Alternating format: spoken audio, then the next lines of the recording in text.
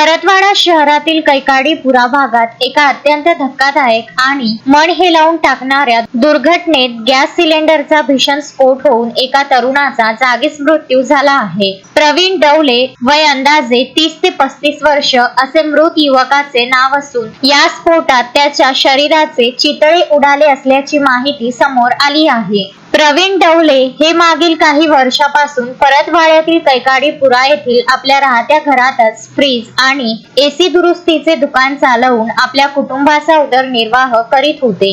नेहमीप्रमाणे ते रविवारी संध्याकाळी 7 वाजताच्या सुमारास आपल्या दुकानात कामात व्यस्त होते। या दरम्यान अचानक एसीच्या कामासाठी वापरण्यात येणाऱ्या गॅस सिलेंडरचा तीव्र स्फोट झाला। स्फोट इतका भयानक होता की परिसरामध्ये एकच खळबळ उडाली आणि मोठा आवाज ऐकून नागरिकांनी घटनास्थळाकडे धाव घेतली। या दुर्घटनेत प्रवीण डवले यांच्या अंगाचे अक्षरशः चितळे उडाले आणि त्यांचा जागीच मृत्यू झाला। घटनेची माहिती मिळताच परतवाडा पोलिसांनी तत्काळ घटनास्थळी धाव घेतली। घटनेचे नेमके कारण शोधण्यासाठी फॉरेन्सिक टीमलाही पाचारण करण्यात आले असून पुरावे गोळा करण्याचे काम सुरू आहे। पोलिसांनी तातडीने अँब्युलन्सच्या मदतीने प्रवीण डवले यांना उपजिल्हा रुग्णालयात दाखल केले, मात्र वैद्यकीय अधिकाऱ्यांनी तपासणी करून त्यांना मृत घोषित केले।